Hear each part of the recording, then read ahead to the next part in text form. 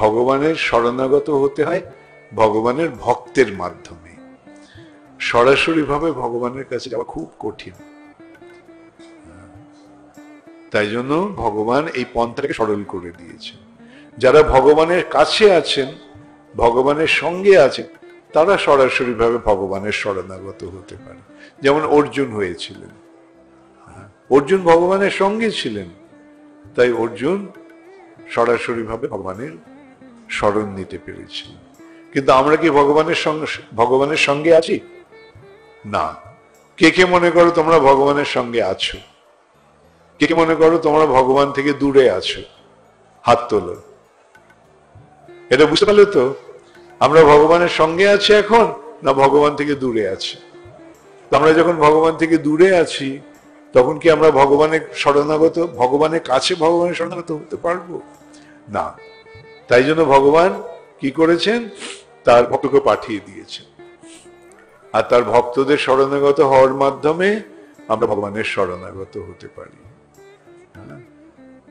আর ভগবানের ভক্ত এসে আমাদের কি বলেন? ভগবানের ভক্ত এসে আমাদের শিক্ষা দেন, কৃষ্ণস্তু ভগবান স্বয়ং, শ্রীকৃষ্ণ হচ্ছেন ভগবান। তাহলে ভগবান কে? শ্রীকৃষ্ণ। বুঝতে পারলে ভগবান কে? না না, আমি শুনতে পাচ্ছি না। আচ্ছা, খুব ভালো লাগলো শুনে তোমার কথা। এক হলে ঈশ্বর কৃষ্ণ, আর সব ভৃত্য। কেবল কৃষ্ণই হচ্ছেন ঈশ্বর ভগবান, আর সকলেই তার ভৃত্য। কৃষ্ণের বিস্তার আছে। কৃষ্ণ নিজেকে বিস্তার করেন, তাদের বলা হয় অবতার। এরকম অসংখ্য অবতার রয়েছে, কিন্তু আবার বিভিন্ন অংশ আছে, বিভিন্ন অংশ। তারা ভগবানের ভিন্ন অংশ, অংশ নয়। ভগবান নিজে নন, আমরা হচ্ছি ভগবানের বিভিন্ন অংশ। আমরা জীব। আর জীবের স্বরূপ কি? জীবের স্বরূপ হয় কৃষ্ণের নিত্য দাস। তো আমরা কি জীব, না আমরা ভগবান? ওকে। জীব কখনো ভগবান হতে পারে? কি হলো? আমি শুনলাম হ্যাঁ। জীব কখনো ভগবান হতে পারে না। জীবে দুটো অবস্থা আছে, একটা হচ্ছে বদ্ধ অবস্থা, আর একটা হচ্ছে মুক্ত অবস্থা। যে সমস্ত জীবেরা, যেমন আমরা ভগবান থেকে দূরে আছি, তাই আমরা বদ্ধ। এই আমি বললাম কারাগারে আমরা বন্দী হয়ে আছি, বদ্ধ। কিন্তু যারা ভগবানের সঙ্গে আছে তারা মুক্ত। ভগবানের সঙ্গে আছে মানে যারা ভগবানের সেবা করছে। যারা ভগবানের সেবা করে তারা মুক্ত। এই জগতে যারা ভগবানের সেবা করছে তারা মুক্ত। যেমন কারাগারে অনেকে আছে রাজার কর্মচারী। কারাগারে রাজার কর্মচারী আছে। রাজার কর্মচারীরা কি কয়েদি? আমি প্রশ্ন করছি তোমাদের। খুব বুদ্ধিমান তোমরা, আমার খুব ভালো লাগছে তোমাদের সঙ্গে কথা বলে।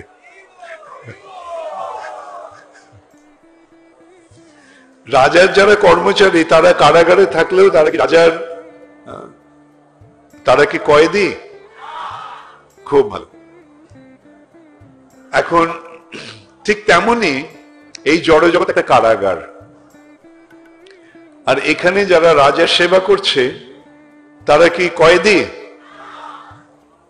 আমি শুনতে পারলাম না। আমার মনে হচ্ছে হ্যাঁ কিনা আমি বুঝতে পারছি না। ওকে, খুব সুন্দর। তো এখন এই যে রাজার সেবা যারা করে, আচ্ছা এখানে রাজাকে,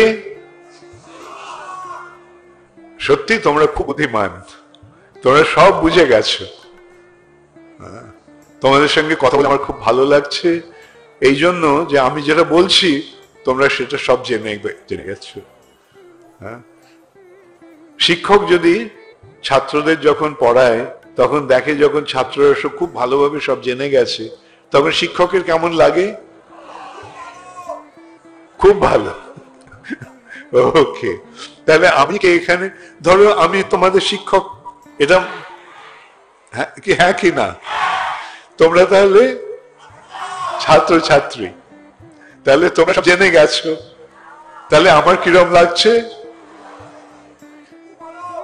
ওকে, এটা আমি একজনের কথা শুনতে পেলাম।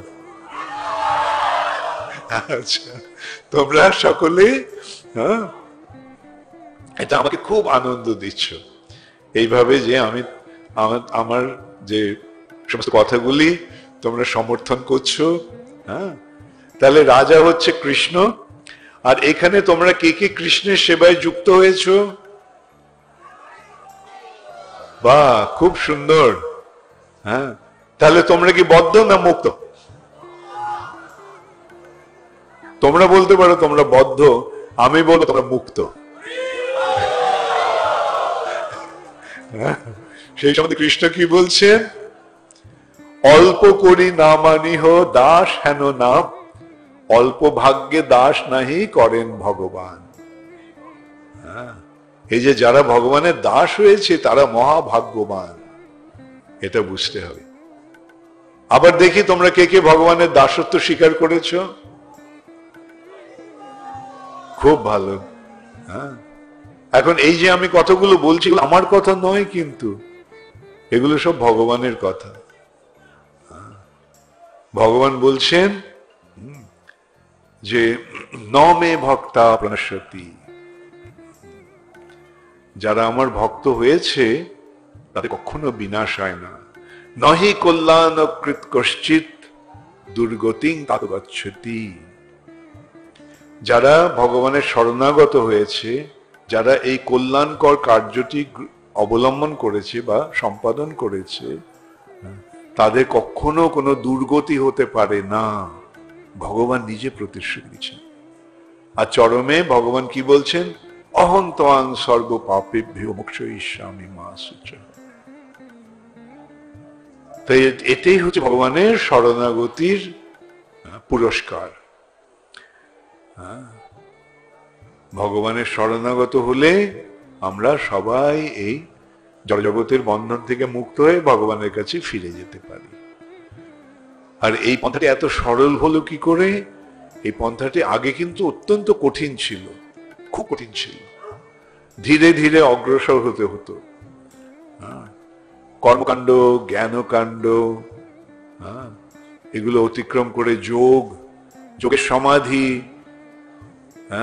যোগ, কেবল যোগের মাধ্যমে ভগবানকে জানতে, ভগবানকে পেতে হাজার হাজার বছর লেগে যেত। আর এই যে যোগের সমাধি, তে ভগবানকে দর্শন করার পরে ভগবানের শরণাগত হতে পারত। সেই সম্বন্ধে ভগবান নিজেই বলছেন, দেখো ভগবদ গীতাতে, মনুষ্যানাম সহস্রেষু কশ্চিৎ যততি সিদ্ধয়ে যততাম অপি সিদ্ধানাম কশ্চিন মাং বেত্তি তত্ত্বতঃ। মনুষ্যানাং সহস্রেষু মানে হাজার হাজার মানুষদের মধ্যে, মানুষ্যানাং সহস্রেষু কশ্চিৎ যততি সিদ্ধয়ে, কদাচিৎ একজন সিদ্ধি লাভের প্রচেষ্টা করে। আর যততাম অপি সিদ্ধানাম, এর মধ্যে যারা সিদ্ধ হয়ে গেছে তারা, তাদের মধ্যেও ভগবানকে জানে এরকম ব্যক্তি দুর্লভ। যততামপি সিদ্ধানাম কশ্চিন মানে কদাচিৎ, কশ্চিন মাং বেত্তি তত্ত্বতঃ, আমাকে যথাযথভাবে জানতে পারে। কিন্তু আমরা দেখতে পাচ্ছি আমরা ভগবানকে জেনে গেছি, তাই নয় কি? ভগবানকে জেনেছো তোমরা? কি হলো আবার আমি শুনতে পাচ্ছি? হ্যাঁ, কিভাবে জানলে? ভগবান নিজে জানিয়ে গেছেন, ভগবদ গীতায় ভগবান নিজে জানিয়ে গেছেন তিনি কে। তাই না? তোমরা কে কে ভগবত গীতা পাঠ করছো নিয়মিত ভাবে? খুব ভালো, খুব ভালো। এখন ভগবত গীতা পাঠ করে ভগবানকে জানতে পেরেছো? হ্যাঁ, এই যে কৃষ্ণস্তু ভগবান সংসে, কৃষ্ণ যে ভগবান, এটা আমরা ভগবত গীতার মাধ্যমে জানতে পারছি। আর এইভাবে ভগবানকে জানার ফলে আমরা ভগবানের ভক্ত হতে পারছি। ভগবানকে যদি আমরা প্রভু রূপে জানতে পারি, তাহলে আমাদের পরিচয়টা কি হবে?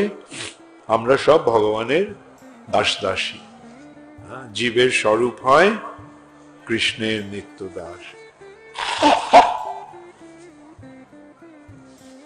এই যে তাহলে ভেবে দেখো, যে শ্লোকটা আমি বললাম তার অর্থটা কি?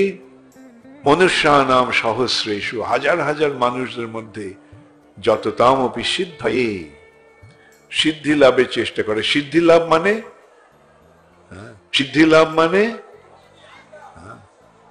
সিদ্ধি লাভ মানে ওই জগৎ সম্বন্ধে জানতে পারে, ভগবানকে জানতে পারে। তাহলে কি যারা যারা সিদ্ধি লাভের চেষ্টা করে তারা সবাই সিদ্ধ হয়ে যায়? তারা সকলেই সিদ্ধি লাভ করে? কজন করতে পারে?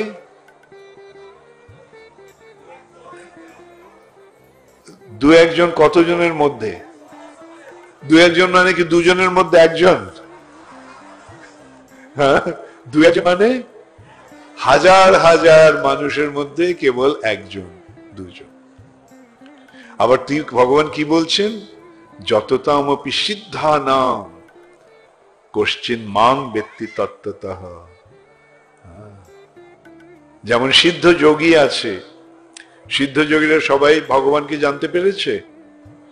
সিদ্ধ যোগীরা সবাই ভগবানকে জানতে পেরেছে? আচ্ছা, আমি কিন্তু তোমাদের কথা শুনতে পাচ্ছি না। আবার আমি মনে হচ্ছে বুঝতে পারছি না, হ্যাঁ কি না? ওকে। তো যারা সিদ্ধ, তারা সকলেই ভগবানকে জানে না। যেমন যোগীরা সিদ্ধি লাভ করতে পারে, যোগ সিদ্ধি লাভ করতে পারে, কিন্তু তারা ভক্ত হতে পারে না। যারা অত্যন্ত ভাগ্যবান তারাই কেবল ভগবানের ভক্ত হতে পারে। তাহলে আমরা সকলে ভগবানের ভক্ত হওয়ার এই সুযোগটা কিভাবে পেলাম? এই সুযোগটা আমরা পাচ্ছি শ্রী চৈতন্য মহাপ্রভুর মাধ্যমে। ভগবান নিজে এসে আমাদের শিক্ষা দিচ্ছেন কিভাবে ভক্ত হওয়া যায়। তারপরে তিনি কি করলেন? শিল প্রভুপাদকে পাঠিয়ে দিলেন। এবং শিল প্রভুপাদের কৃপাতে আজ কেবল এখানেই নয়, সারা পৃথিবীর সর্বত্র মানুষেরা ভগবানের ভক্ত হওয়ার সুযোগ পাচ্ছে। যেমন এখানে যদি আমি জিজ্ঞাসা করি তোমাদের, শিল প্রভুপাদের ইস্কনের সান্নিধ্যে আসার আগে তোমরা কেউ কেউ কে কে ভগবানের ভক্ত ছিলে?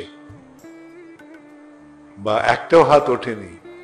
আর প্রভুপাদের সান্নিধ্যে আসার পরে, প্রভুপাদের শিক্ষা লাভের পরে তোমরা কে কে ভগবানের ভক্ত হয়েছো? তাহলে দেখো, এই যে ভক্ত হওয়া, এটা যদিও অত্যন্ত দুর্লভ, কিন্তু শিল প্রভুপাদ আমাদেরকে এটা সুলভ করে দিয়েছে। আজকে যদি প্রভুপাদ না আসতেন তাহলে আমরা ভক্ত হতে পারতাম? যদি প্রভুপাদ না আসতেন তাহলে আমরা এখানে সমবেত হতাম? এইটি হচ্ছে আমাদের পরম সৌভাগ্য যে আমরা শিল প্রভুপাদের শিক্ষা লাভ করতে পেরেছি, শিল প্রভুপাদের কৃপা লাভ করতে পেরেছি। অতএব তোমরা খুব ভালো করে এই পথটাকে অবলম্বন করে থাকো। এই পথ ছেড়ে কখনো যেও না, কখনো যেও না। যাবে? আচ্ছা, খুব ভালো লাগছে আমাকে। আমার শিল প্রভুপাদের এই যে আশ্রয়, এই আশ্রয় সকলের থেকে।